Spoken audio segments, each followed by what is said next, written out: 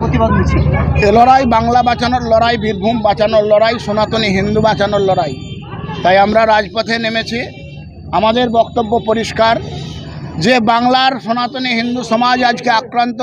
মমতা ব্যানার্জি গভীর নিদ্রায় ঘুমাচ্ছেন দুধেল গায়ের দুধ খাওয়ার আশায়, কিন্তু আমরা দেখছি শামশেরগঞ্জের ধুলিয়ানের হিন্দু মা বোন বাড়ি ছাড়ছে। যে অকথ্য ভাষা সোশ্যাল মিডিয়ায় বলছে, মা বোনের সামনে বাড়িতে বউ বিটির সামনে শোনা যাবে না, এরকম শব্দ বলছে। আজকে মায়েরা কাঁদছে, বোনেরা কাঁদছে, বেকার যুবক আজকে মাথা চাপড়াচ্ছে।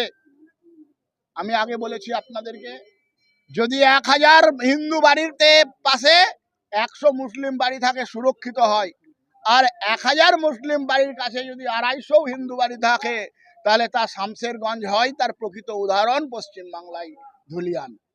আমরা তাই আজকে বাঙালি এবং বাংলার হিন্দু, রামপুরহাটের হিন্দুকে সজাগ করার জন্য রাস্তায় নেমেছিলাম। আমরা হিন্দুকে জাগানোর জন্য, মমতাকে চেতাবনী দেওয়ার জন্য আমরা ডক্টর শ্যামাপ্রসাদ মুখার্জির দল করি। এ দলের মূল মন্ত্র অন্যায়ের প্রতিবাদ করা, প্রতিরোধ করা, প্রয়োজনে প্রতিশোধ নেওয়া।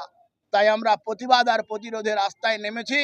আমি মনে করি এই সরকার প্রতিশোধ নেওয়ার রাস্তা আমাদেরকে খুলে দেবে না। আমরা কিন্তু বাঁচার লড়াই লড়ব। আজকে বিজেপি নেতা অর্জুন সিং বলেছে, বাংলা যদি শান্ত না হয় তাহলে বিহার, ঝাড়খণ্ড, উত্তরপ্রদেশ থেকে লোক নিয়ে এসে বাংলা শান্ত করে দেবে। না, এটা তো অর্জুনদা ঠিকই বলেছেন।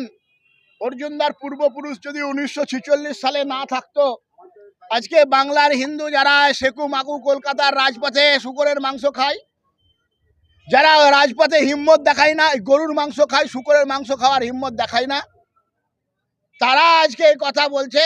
সেই দিনকে যদি অর্জুন সিং এর বংশধররা না থাকতো, কলকাতায় বাঙালি হিন্দুর অস্তিত্ব থাকতো না।